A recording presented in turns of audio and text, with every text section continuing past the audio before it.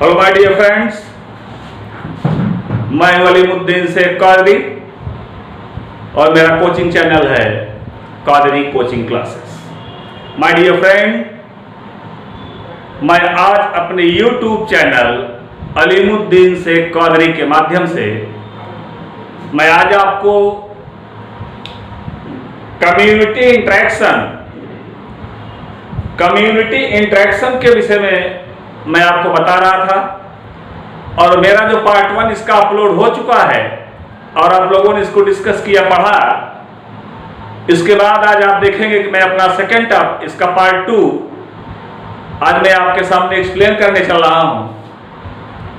वास्तव में community interaction क्यों लिया गया,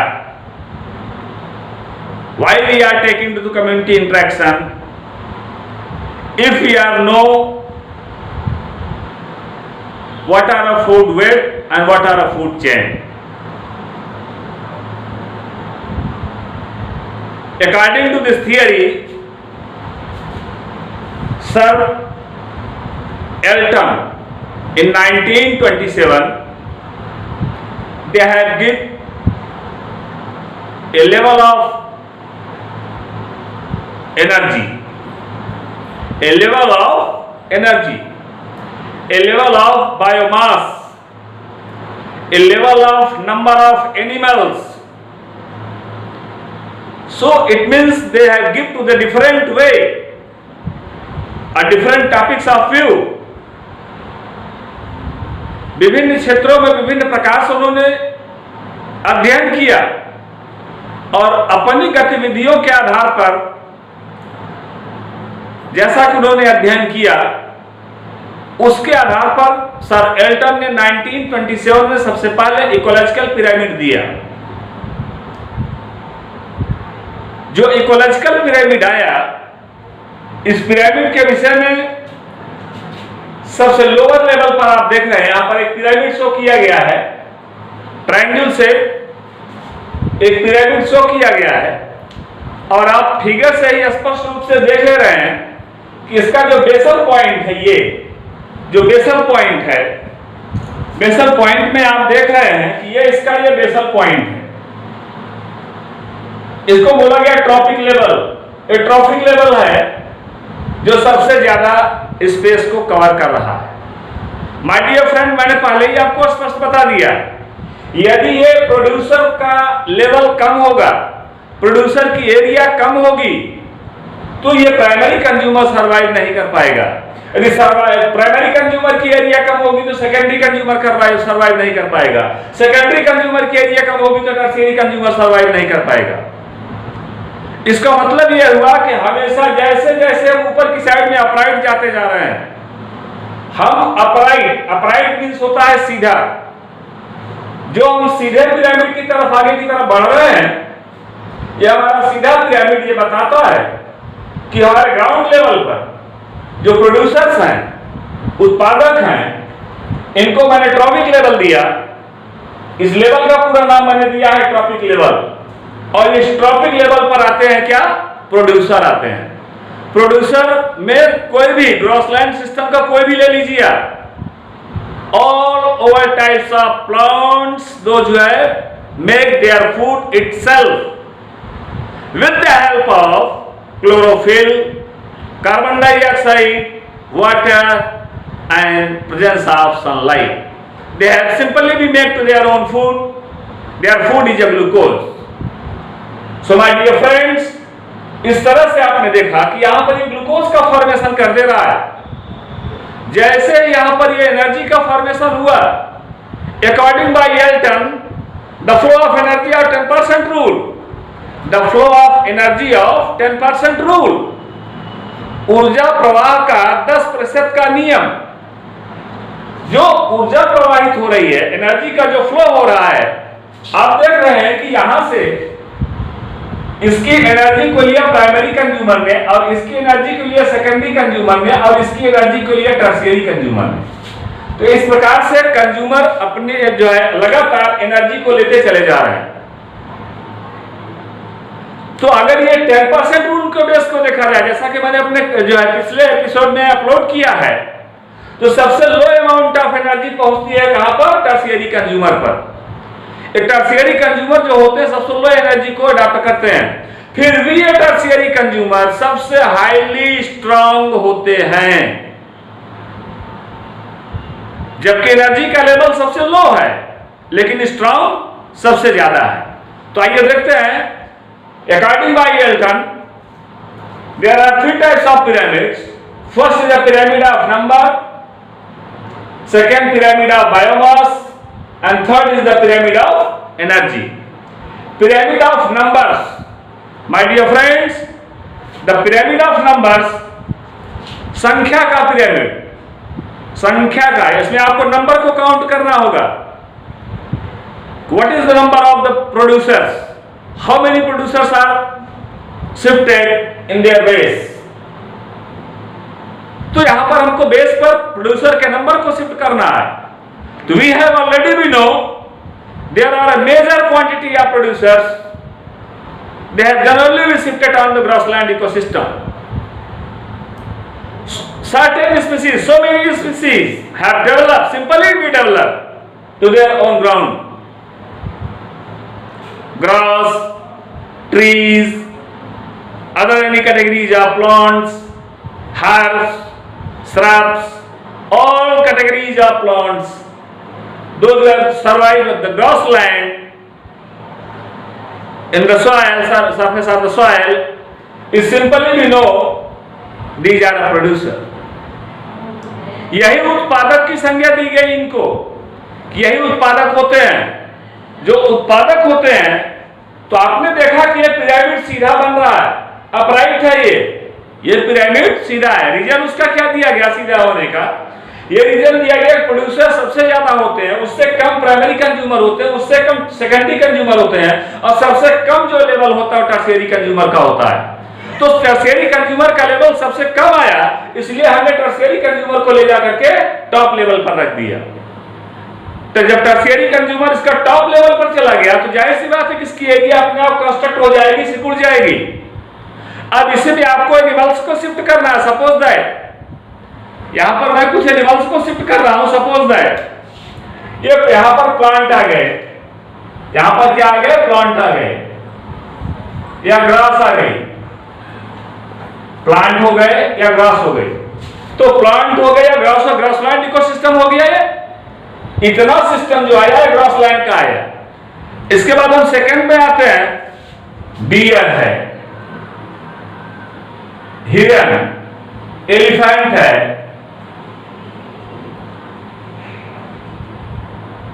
गोट है, हिरन, हाथी, बकरी। आप देख रहे हो कि ऐसे ढेर सारे एनिमल्स आपको मिलेंगे जो कि ग्रासलैंड इकोसिस्टम पर डिपेंड कर रहे हैं। लेकिन ध्यान दीजिएगा कि ग्रासलैंड इकोसिस्टम पर डिपेंड करने वाले all categories of animals, they have very less than the producers. ये प्रोड्यूसर से बहुत ही कम संख्या में होंगे। अगर प्रोड्यूसर से इनकी संख्या अधिक हो जाती है, तो आप सोचिए अगर हमारे पास भोजन कम है, खाने वालों की संख्या अधिक है, क्या यह इकोसिस्टम चल पाएगा? बिल्कुल नहीं चल पाएगा। यह इकोसिस्टम हमारा बिल्कुल नहीं चल पाएगा। उसका रीजन जो मैंने दिया कि हमारे पास खाने वालों की संख्या ज्यादा हो गई और भोजन की संख्या कम हो गई। इस तरह से इकोसिस्टम हमारा वर्क नहीं कर पाएगा। माय डियर फ्रेंड्स, अब इसके बाद देखिएगा, इससे सबसे ज्यादा एरिया होगी ग्रासलैंड की। सेकेंड एरिया हमारी आती है प्राइमरी कंज्यूमर की, पीसी की। PC means primary consumer. अब ये primary consumer totally depend upon the producer and all categories of primary consumer are herbivorous. All categories of primary consumer is herbivorous. There is no any primary consumer is carnivorous. There is no any consumer is carnivorous because of it simply we take to the food with the help of grass or any other categories of plants. पौधों से ये अपना भोजन ले रहे हैं, इसीलिए हमने कहा कि ये ग्रासलैंड इकोसिस्टम सबसे ज्यादा होगा, उससे कम की संख्या में आएगा प्राइमरी कंज्यूमर। अब इस प्राइमरी कंज्यूमर को यहां पर एलिफेंट मैंने ले लिया, डियर ले लिया, गोट ले लिया, शिप ले लिया, काऊ ले लिया, बफेलो ले लिया। तो ये नंबर ऑफ स्पीसीज जो हमने अलग अलग डिफरेंट वे में लिया है, number of species is more less than the producer. ये प्रोड्यूसर की संख्या में सबसे कम है। अब आगे देखते हैं, हमारा सेकंड लेवल आता है सेकेंडरी कंज्यूमर का।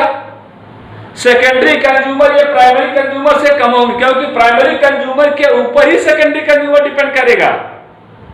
तो नंबर ऑफ बायोमास आप देख रहे हो, pyramid of numbers, pyramid of number में देख रहे हैं सबसे ज्यादा नंबर किसका आया, प्रोड्यूसर का आया, संख्या में सबसे ज्यादा ही आ गए, उससे कम संख्या इनकी हुई, उससे कम संख्या, उससे कम नंबर इनका सेकेंडरी कंज्यूमर का हो रहा है। अब ये सेकेंडरी कंज्यूमर में आप देख सकते हैं सिंपली, सेकेंडरी कंज्यूमर है, लेपर्ड आ जाएंगे, लेपर्ड यहां पर आ गए, उल्फ, उल्फ, उल्फ मीन्स भेड़िया होता है, भेड़िया, जैकाल जिसको बोलते हैं, भेड़िया, उल्फ आ गए, ये इनमें से इनको खा जाएंगे। तो आप देख रहे हैं कि सेकेंडरी, सेकेंड लेवल जो प्राइमरी कंज्यूमर, जो प्रोड्यूसर के बाद का जो प्राइमरी कंज्यूमर है, इसको पीसी बोला गया, प्राइमरी कंज्यूमर बोला गया, इसको सेकेंडरी बोला गया, एससी बोला गया, सेकेंडरी कंज्यूमर बोला गया। तो आप देख रहे हैं कि प्राइमरी कंज्यूमर का लेवल वो ज्यादा है in compare of secondary consumer के। सेकेंडरी कंज्यूमर का नंबर कम होता है और प्राइमरी कंज्यूमर का नंबर ज्यादा होता है, और सबसे लेस नंबर होता है आप देख रहे हैं टर्शियरी कंज्यूमर का, टीसी का, टर्शियरी कंज्यूमर का। Tertiary consumer is the top level of the consumers, is the top level of the pyramids. ये जो टर्शियरी कंज्यूमर होते हैं इनका टॉप लेवल होता है पिरामिड में। उसका रीजन मैंने ये दिया कि ये टॉप लेवल पर इसलिए पहुंचे कि ये सभी को खा सकते हैं, लेकिन ग्रास लाइन पर नहीं आएंगे। ध्यान दीजिएगा, ये प्राइमरी कंज्यूमर को भी खा सकते हैं, सेकेंडरी कंज्यूमर को भी खा सकते हैं, और अपने स्पीसीज के अदर एनिमल्स को भी खा सकते हैं। जैसे बड़ी मछलियां छोटी मछलियां को खा जाती हैं, तो टर्शियरी कंज्यूमर में तो आते हैं, लेकिन नंबर ऑफ देखेंगे, पिरामिड ऑफ नंबर्स, जीव संख्या का पिरामिड, तो पिरामिड ऑफ नंबर में देखेंगे हमेशा अपराइट पिरामिड बनेगा। कौन सा पिरामिड? अपराइट पिरामिड बनेगा। फिलहाल मैं इसका सारा फिगर अपने चैनल पर अपलोड कर दे रहा हूं। ये अपराइट पिरामिड बनेगा। अपराइट पिरामिड हमेशा सीधा होगा, जिसका टॉप लेवल ऊपर की तरफ होगा, बेस जो है नीचे की तरफ होगा। बेस पर हमेशा प्रोड्यूसर होंगे, उसके बाद प्राइमरी कंज्यूमर, फिर सेकेंडरी, फिर टर्शियरी कंज्यूमर। यहां पर आपने देखा लास्ट में आ जाता है टाइगर, लायन, यहां पर आ जाते हैं टाइगर और लायन, यहां पर आते हैं टाइगर और लायन आते हैं, चीता आ गया, शेर आ गया। तो आपने देखा कि घास को खाया जो हिरन ने, बकरी ने, भेड़ ने, एलिफेंट, इसने घास को खाया, और फिर इनको खाने वाले आ गए भेड़िए, चीते, इनको खा रहे हैं। आगे आप देख रहे हैं टर्शियरी कंज्यूमर में लायन आ रहा है, शेर आ रहा है। तो आप ये तो नंबर में सबसे कम हो गए, क्योंकि इनकी एरिया आप देख रहे हो सबसे कम है, नंबर में सबसे कम हो गए, नंबर में सबसे ज्यादा ये हो गए प्रोड्यूसर, क्योंकि इनकी एरिया सबसे ज्यादा है।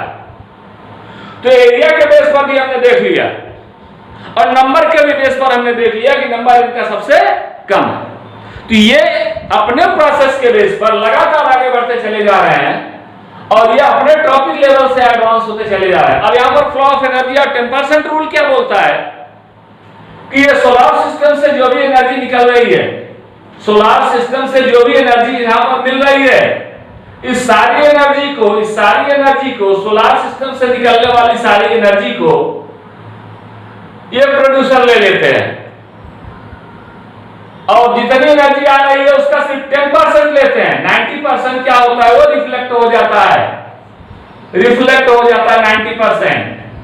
और जब 90% एनर्जी इसकी रिफ्लेक्ट हो गई, जो 10% हुआ इसका एक 10% ये ले लेते हैं प्राइमरी कंज्यूमर, इसका 10% ये ले लेते हैं, इसका 10% ये ले लेते हैं। तो ये नहीं है कि बेस का 10% ले रहे हैं, नहीं, बेस का नहीं ले रहे हैं, एक प्राइमरी कंज्यूमर का 10% सेकेंडरी कंज्यूमर ले रहा है, सेकेंडरी कंज्यूमर का 10% टर्शियरी कंज्यूमर के ले रहा है। क्लियर हो गया?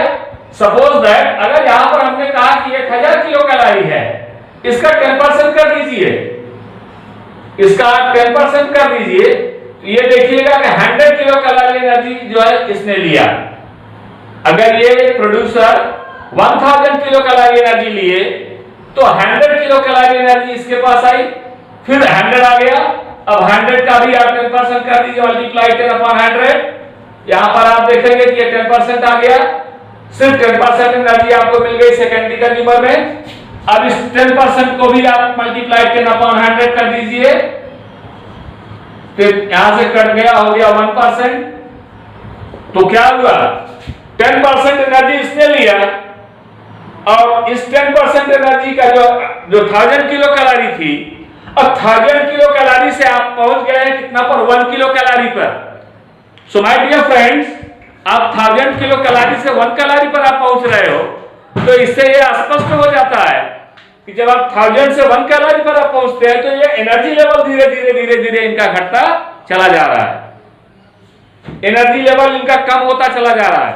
अब एनर्जी लेवल इनका कम हो गया तो इसका अर्थ ये नहीं हुआ कि ये जो है सर्वाइव नहीं करेंगे, लाइव नहीं करेंगे, जीवित नहीं रहेंगे, सर्वाइव करेंगे। They have completely B survive with their help of the secondary consumer or a primary consumer, because of only primary consumer is herbivorous and secondary and tertiary consumer are carnivorous. So in the case of this view, we have simply we know the flow of energy of 10% rule according by Eltons. These energy are simply the flows one by one by one by one. So according to this base, we have seen, if we are taking a simple example of the ecological pyramid, 1000 kilocalorie energies are found are simply be occur to the ground or base or traffic level. Their 10% energy, it means 100 kilocalorie energy are occur in a primary consumer. And their 10%, it means only 10% energy are occur in the secondary consumer. At the 10% of this one, only 1% energy have occurred to the tertiary consumer. तो आपने देखा कि tertiary consumer के ऊपर energy का सबसे कम मात्रा आ रही है, सिर्फ 1% आ रही है। माय डियर फ्रेंड्स, अगर यहाँ पर एनर्जी सिर्फ 1% आ रही है तो मैं आपसे जानना चाहता हूं कि अगर एनर्जी सबसे कम टर्शियरी कंज्यूमर में आ रही है तो टर्शियरी कंज्यूमर इतने स्ट्रांग क्यों होते हैं? जितने भी ट्रॉपिक लेवल दिए गए, जितने भी ट्रॉपिक लेवल बताए गए, सारे ट्रॉपिक लेवल से टर्शियरी कंज्यूमर सबसे कम एनर्जी वाले आए। अगर ये सबसे कम एनर्जी वाले आए तो फिर ये इतनी कम एनर्जी को लेकर के इतना ज्यादा क्यों जो है स्ट्रांग हो गए, कैसे स्ट्रांग हो गए? माय डियर फ्रेंड्स, यहां पर आपको जानकर के आश्चर्य होगा, इनके लिए सिर्फ सिंगल वे नहीं होता, एक ही पथ नहीं होता इनके लिए। ये फूड वेब से, खाद्य जाल से, श्रृंखला से नहीं, अगर चेन से चलेंगे तो ये भूखों मर जाएंगे, चेन से चलेंगे तो ये भूखों मर जाएंगे, इसलिए चेन से नहीं चलते, वेब से चलते हैं। अगर ये वेब से चलेंगे तो आप देख रहे हैं कि यहां पर एनर्जी की मात्रा सबसे ज्यादा हो गई। सो माय डियर फ्रेंड्स, इस तरह से मैंने बताया पिरामिड ऑफ नंबर्स, जो कैसा होता है, अपराइट होता है, ध्यान दीजिएगा। तो पिरामिड ऑफ नंबर, घास स्थल का पिरामिड, ग्रासलैंड पिरामिड, ये सदैव सीधा होता है, इस बात का ध्यान रखिएगा। और यही ताल की स्थिति में देखिए, ताल पार स्थिति में देखिए कि इनकी भी संख्या अगर देखा जाए ताल पार स्थिति में, जैसे मैं एक हर्बीवोरस एनिमल्स को लेकर के अगर चल रहे हैं यहां पर, सपोज दैट यहां पर नीचे ग्रासलैंड हो गया और यहां पर इसको रैबिट ने लिया, रैबिट को स्नेक ने लिया, स्नेक को हॉक ने लिया, तो यहां पर भी फ्लो ऑफ एनर्जी आप 10% रूल के बेस पर ही फ्लो कर रही है। यहां पर भी जो एनर्जी का लेवल फ्लो हो रहा है वो 10% के ही लेवल से फ्लो हो रहा है। इस लेवल में किसी भी प्रकार की कोई कन्वर्जिंग नहीं आएगी। तो यह सिर्फ फ्लो ऑफ एनर्जी है। आइए देखते हैं अगला। अब मैं आपको आगे बताने चल रहा हूं पिरामिड ऑफ बायोमास, जीव भार का पिरामिड। तो जीव भार का पिरामिड ये भी सदैव सीधे खड़े होते हैं, और ताल पारिस्थितिक तंत्र में जीव भार का पिरामिड एक डाउनवर्ड्स होता है। डाउनवर्ड मींस इन्वर्टेड होता है। रीजन क्या है? बड़ी मछली का वेट ज्यादा, भार में आ रहा है ना, बायोमास, भार का पिरामिड बायोमास। अब बड़ी मछली के वेट के कंपेयर में छोटी मछलियां का वेट काफी कम होगा, तो बड़ी मछलियां सदैव ऊपर की तरफ हो जाएंगे, छोटी मछलियां नीचे की तरफ हो जाएंगी। अगर आप बायोमास के नंबर पर जा रहे हो कि हमारा बायोमास क्या बोल रहा है, तो बायोमास की श्रेणी में हम ये देखते हैं कि पिरामिड हमारा डाउनवर्ड हो जाएगा। डाउनवर्ड होने का ऐसा ये हो गया कि पिरामिड हमारा इस प्रकार से हो जाएगा। ये देखिएगा, आप लोग ध्यान से देखिएगा, यहां पर ये बड़ी मछलियां आ गई, यहां पर ये बड़ी मछलियां आ गई इस तरह से।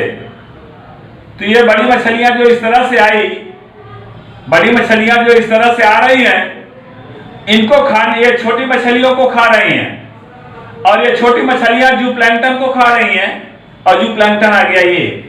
तो जूप्लैंक्टन इनके लिए प्रोड्यूसर हो गया। और वेट देखा जाए तो जूप्लैंक्टन का वेट सबसे कम होगा, उसके बाद स्मॉल फिशेस का वेट होगा, और सबसे ज्यादा वेट होगा लार्ज फिशेस का। तो इस तरह से जो आपने पिरामिड को डिस्कस किया, ये डाउनवर्ड पिरामिड हो गया, इन्वर्टेड पिरामिड हो गया। तो यहां पर ये पिरामिड आपको इन्वर्टेड पिरामिड मिला, एक ऐसा पिरामिड मिला जो अपोजिट है, अपोजिट पिरामिड मिला, जिसको कहा गया पिरामिड ऑफ बायोमास।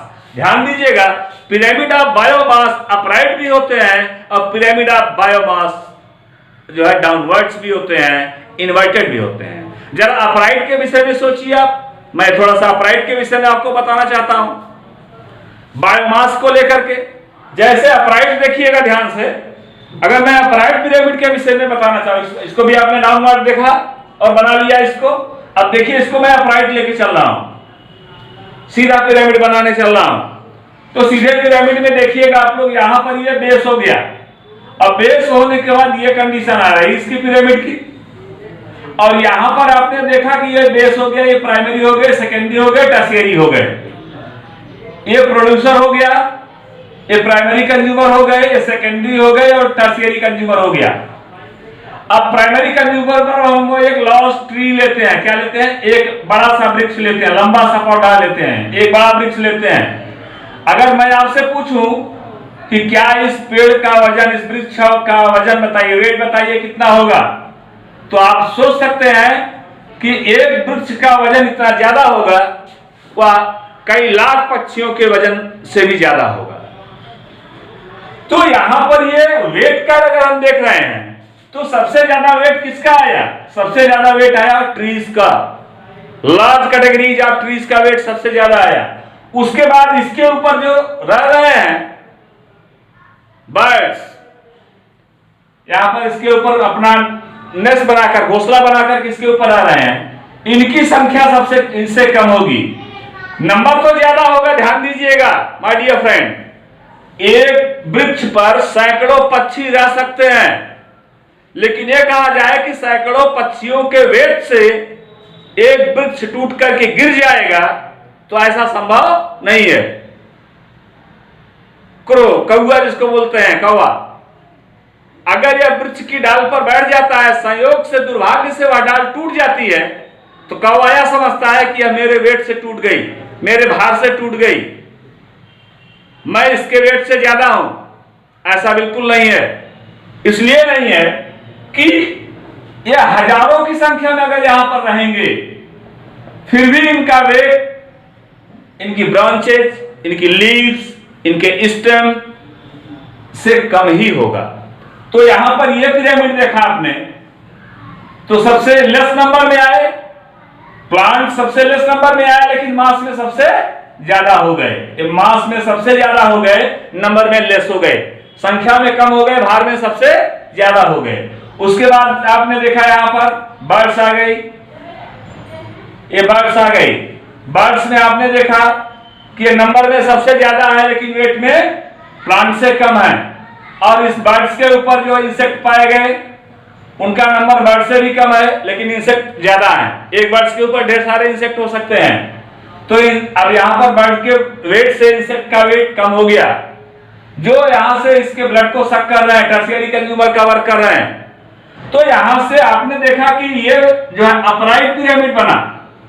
तो अपराइट पिरामिड जो है वो बायोमास में अपराइट भी बनते हैं और बायोमास में डाउनवर्ड्स भी बनते हैं। इस तरह से माय डियर फ्रेंड्स, आपने देखा कि पिरामिड ऑफ बायोमास और पिरामिड ऑफ द नंबर, इन दोनों कंडीशन में आपने देखा, अगर हम बायोमास की श्रेणी को लें तो सबसे ज्यादा स्थिति वेट भार वो होता है ट्रीज का, उससे कम वेट होता है बर्ड्स का, उससे कम वेट उसके ऊपर रहने वाले इंसेक्ट का।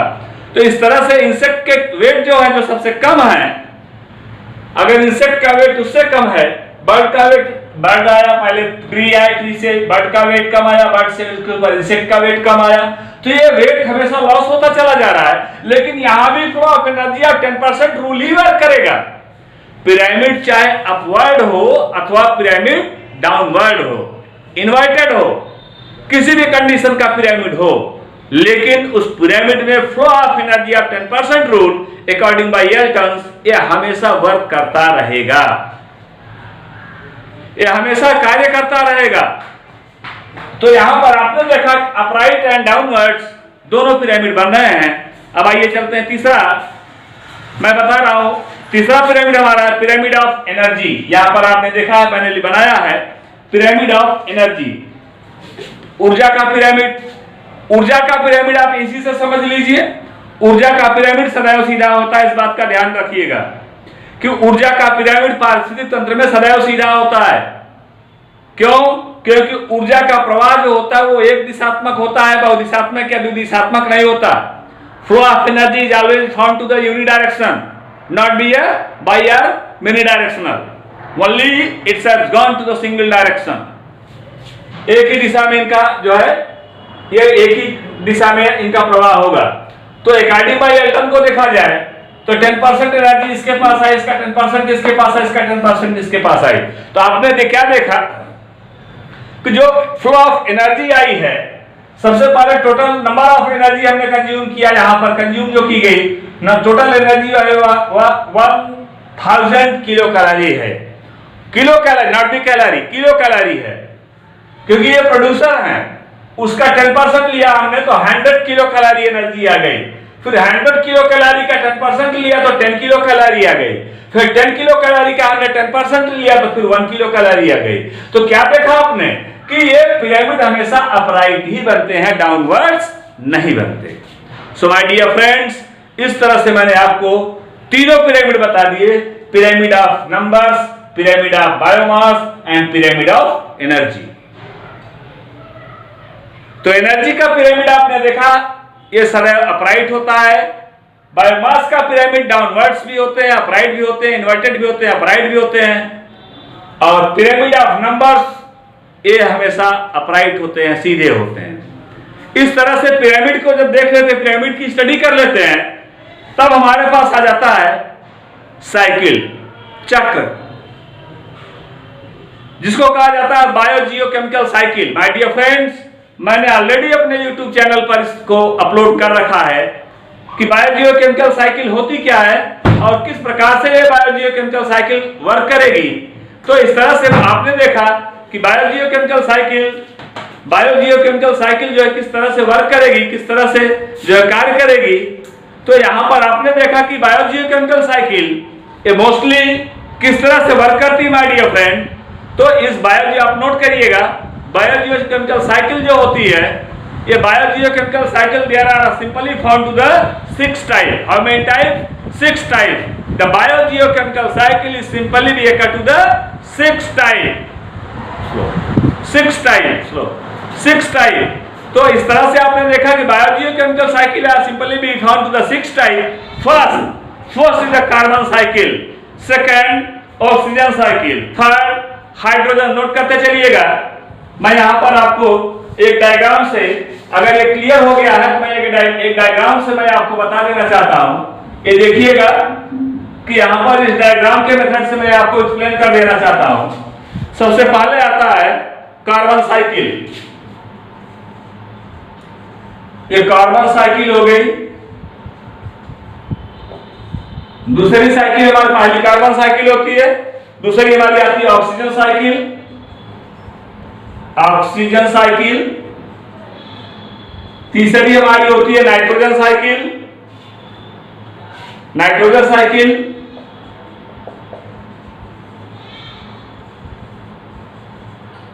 चौथी होती है हाइड्रोजन साइकिल। Hydrogen cycle. और पांचवी हमारी होती है फास्फोरस साइकिल।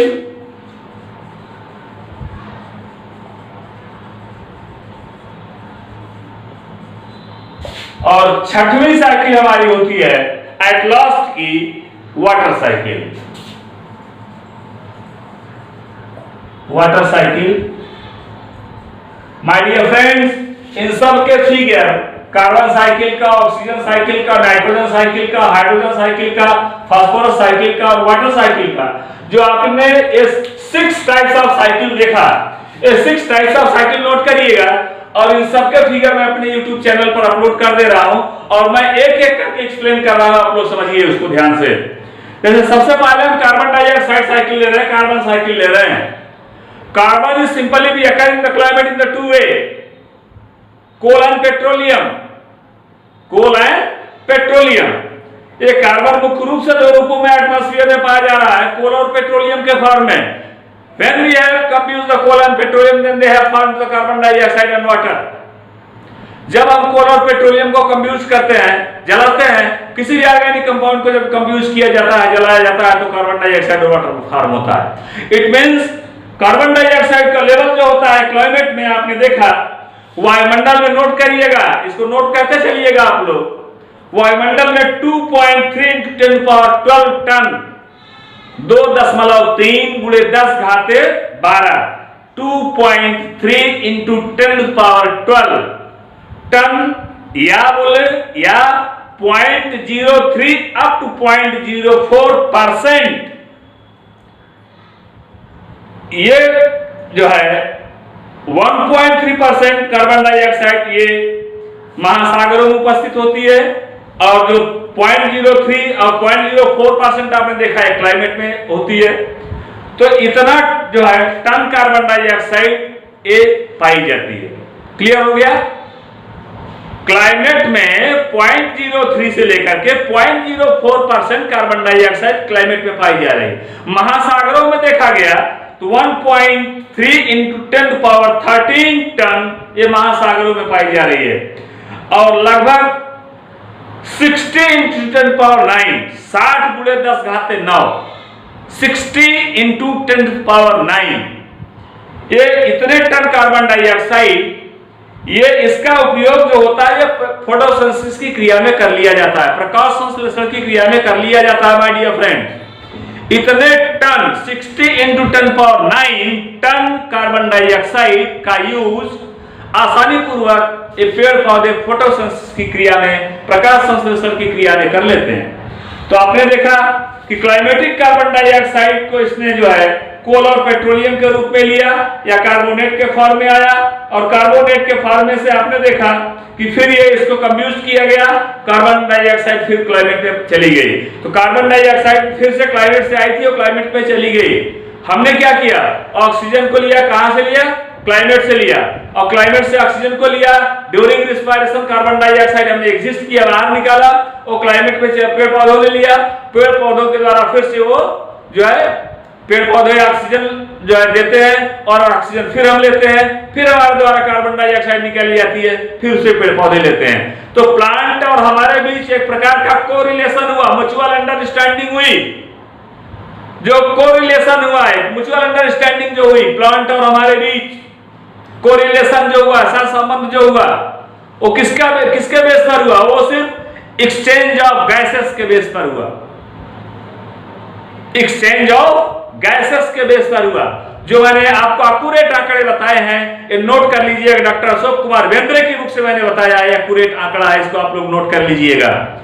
तो इस तरह से ये हमारी कार्बन साइकिल जो होती है ये क्लाइमेट में पूरी हो जाती है।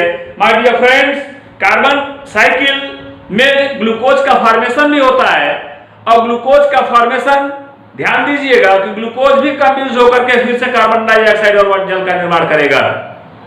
तो चाहे ग्लूकोज के फॉर्मेशन के रूप में हो या फिर पेट्रोल या डीजल या कैरोसिन ऑयल या कोक के रूप में हो, किसी भी फॉर्म में हो, तो उसका कंप्लीट कंबस्शन होने पर कार्बन डाइऑक्साइड निकलेगी और जो कार्बन डाइऑक्साइड निकलेगी उसे वही कार्बन डाइऑक्साइड फिर से रोटेट करते हुए क्लाइमेट में पहुंच जाएगी। सो माय डियर फ्रेंड, इस तरह से कार्बन डाइऑक्साइड की एक साइकिल कंप्लीट हो जाती है। तो अब आप देखेंगे मैं दूसरा साइकिल बताने चल रहा हूं, ऑक्सीजन साइकिल। ऑक्सीजन साइकिल में मैं सिंपली आपको बता दे रहा हूं, इसका फिगर मैं अपलोड कर दे रहा हूं अपने चैनल पर। हम लोग क्या करते हैं कि हम लोग ऑक्सीजन लेते हैं। मैंने कहा कि only we have not been take to the oxygen, we have take to the mixture of gases, but our lungs, our alveoli have only take to the oxygen। हमारे लंग्स की जो एल्वियोलाई हैं वो सिर्फ और सिर्फ ऑक्सीजन को catch करती है। क्यों? क्योंकि because of with in the lungs the pure blood they are present in a heme, they have react to the 4 molecule of oxygen, Hb plus 2O2 is equal to HbO4, and just like Hb hemoglobin plus 2O2 is equal to a directly reversible to HbO4। ये हो गया oxygenated blood, oxygenated blood. अब यहां पर आपने देखा कि इस ब्लड को मैंने कहा कि ऑक्सीजनेटेड ब्लड हो गया और यही ऑक्सीजनेटेड ब्लड प्योर ब्लड बोला गया। जब यही ब्लड कंबस्शन की क्रिया करता है और कंबस्शन की क्रिया के बाद जब ये कार्बन डाइऑक्साइड को फॉर्म करता है, जो ब्लड उस कार्बन डाइऑक्साइड को कैच करता है, कैरी करता हुआ ले आता है, लंग्स को में रिलीज करता है और लंग्स में से एक्सपायरेशन क्रिया के द्वारा बॉडी से बाहर कर दिया जाता है। तो वो कार्बन डाइऑक्साइड वो बॉडी में कंबस्शन की क्रिया के पश्चात बनते हैं। तो हमने पेड़ पौधों से निकली हुई ऑक्सीजन को लिया और हमारे द्वारा कार्बन डाइऑक्साइड रिलीज की गई, उस कार्बन डाइऑक्साइड को फिर से पेड़ पौधों ने लिया और पेड़ पौधों ने फिर से भोजन बनाने के पश्चात कार्बन डाइऑक्साइड ऑक्सीजन को रिलीज किया। इस तरह से कार्बन डाइऑक्साइड और ऑक्सीजन का एक चक्र जो है, एक साइकिल जो है लगातार रोटेट करती रहती है क्लाइमेट में। और क्लाइमेट में अगर देखा जाए तो ओनली 21% ऑक्सीजन मौजूद है। सबसे हाईली अमाउंट में एक जो है 78% जो है वो नाइट्रोजन गैस है और 21% जो है वो ऑक्सीजन गैस है। ओनली 1% गैस में आपने देखा अदर गैसेस है, कार्बन डाइऑक्साइड है, सल्फर डाइऑक्साइड है, अदर गैस जितने भी कॉम्बिनेशन गैसेस हैं सब ओनली 1% के अंदर ही हैं, सब डेसिमल में हैं।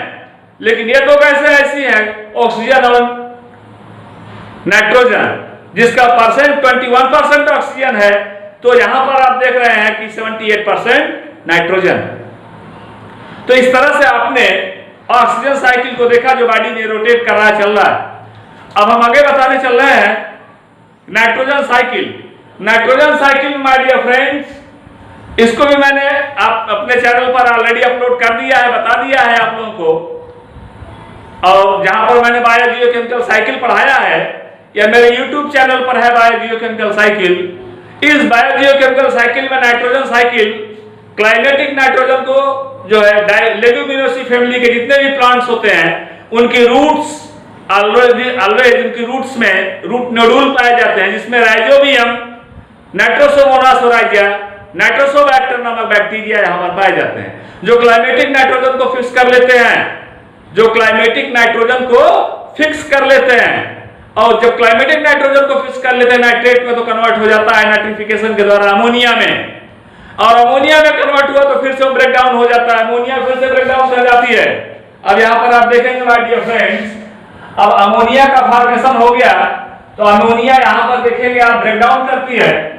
क्लाइमेटिक नाइट्रोजन ने 1:3 के रेशियो में N2 plus 3H2 reversible to twice NH3, ये अमोनिया का फॉर्मेशन हो गया।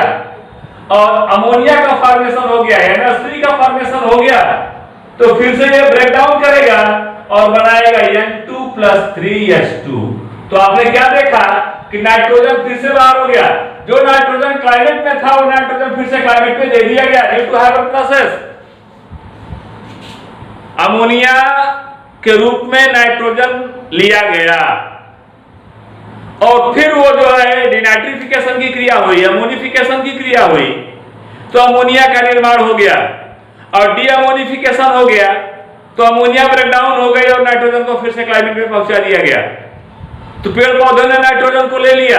आइए अगर दूसरा वे देखते हैं, पेड़ पौधे जो नाइट्रोजन को ले रहे हैं उस पेड़ पौधों को हमारे एनिमल्स वो उसका भक्षण कर रहे हैं अपने स्क्रेटा के रूप में, वर्ज्य पदार्थ के रूप में, वो मलमूत्र के रूप में, वे जो है यूरिन के रूप में जो है बाहर निकालते हैं। यूरिकोटेलिक है, कुछ अमीनो, कुछ यूरियोटेलिक है, वो यूरिया के फॉर्म में वो अमोनिया जो है NH2CONH2 यूरिया के फॉर्म में NH2CONH2 यूरिया के फॉर्म डाइअमीन कार्बामाइड, डाइअमीन कार्बामाइड, तो यूरिया के फॉर्म में उन्होंने जो है अमोनिया को बाहर निकाला। अब उस अमोनिया को जो है वो डिकम्पोज करेगा, ब्रेक डाउन करेगा, वहां से नाइट्रोजन बाहर निकलेगी। अमोनिया डिकम्पोज करेगी, नाइट्रोजन बाहर निकल करके फिर से क्लाइमेट में पहुंच जाएगी माय डियर फ्रेंड्स। इस तरह से नाइट्रोजन साइकिल कई रूपों में चलती जाती है। इसके ढेर सारे प्रोसेस हैं। मैं सारा का सारा प्रोसेस अपने इस चैनल पर फिर से एक बार अपलोड कर दे रहा हूं, आप लोग फिर से इसको देख लीजिएगा। तो इस तरह से ये नाइट्रोजन साइकिल होती है। अगली साइकिल हम आपको बता रहे हैं hydrogen cycle. My dear friends, there is very simple cycle. Hydrogen cycle का मतलब होता है हाइड्रोजन पार्टिसिपेट करता है किसके फॉर्मेशन में, वाटर के फॉर्मेशन में। Hydrogen plus oxygen equal to H2O, और H2O वाइपराइज करेगा, फिर से हाइड्रोजन और ऑक्सीजन सेपरेट हो जाएंगे। तो जल का बनना और जल के बनने के बाद फिर से उसका ब्रेक डाउन होना, टूट जाना, और टूटने के बाद हाइड्रोजन फिर से क्लाइमेट में बाहर निकल जाना। तो ये हाइड्रोजन बन रही है, फिर ब्रेक हो रही है, फिर क्लाइमेट में चली जा रही है। हाइड्रोजन एक तरह से ली जा रही है, दूसरी साइड से क्लाइमेट में पहुंचा दी जा रही है। इस तरह से इसका साइकिल जो है वाटर फॉर्म में इसकी साइकिल रोटेट करती रहती है, चलती रहती है। तो आपने देखा कि यहाँ पर यह हाइड्रोजन साइकिल यह भी एक इंपॉर्टेंट साइकिल है जो पूरी तरह से जो है क्लाइमेट में वर्क करती है, क्लाइमेट में चलती है, जिसके चलने से वाटर बैलेंस ये जो है इक्विवेलेंट नेचर में बना रहता है। अगर वाटर बैलेंस इक्विवेलेंट नेचर में बना रहेगा तो पानी की कमी कभी नहीं होगी। जब ये वाटर बैलेंस का नेचर लो हो जाता है माय डियर फ्रेंड्स, तो वाटर का लेवल स्तर बहुत ही नीचे चला जाता है, वहां पर डिफरेंट टाइप्स ऑफ एलिमेंट्स के साथ रिएक्ट करता है। तो वहां पर जब वो reaction different way of reaction से स्टार्ट हो जाते हैं, जब डिफरेंट वे ऑफ रिएक्शन से स्टार्ट हो जाएंगे तो वही वाटर जो है हमारे लिए हार्मफुल हो जाता है। कहीं क्लोरीनीकृत वाटर हो जाता है तो कहीं पर फ्लोरीनीकृत हो जाता है। जैसे फ्लोरोसिस नामक डिजीज हो जाती है हमारी बॉडी में, अस्थियां भंगुर होना शुरू हो जाती हैं, तो ये डिजीजेज चलती है। Phosphorus cycle my dear friend, phosphorus climate का जो पेड़ पौधों के अंदर पाया गया उससे एनिमल्स ने लिया, जीव जंतुओं ने लिया, जीव जंतु से हमारे बॉडी में आया, या फिर पेड़ पौधों से सीधा हमारे बॉडी में आया फास्फोरस, फ्रूट से आया फास्फोरस हमारे बॉडी में, वो हमारी अस्थियों में आया। जब हमारी अस्थियों को पूरी तरह से डैमेज किया जाता है, सड़ती है, गलती है, ये फास्फोरस फिर से रिलीज हो जाता है। नहीं तो बॉडी को जला देते हैं, फास्फोरस फिर से रिलीज हो जाता है। माय डियर फ्रेंड्स, इस बात का ध्यान रखिएगा कि यही फास्फोरस है जो अंधकार में तेजी के साथ क्रिया करके जलता है रात्रि में।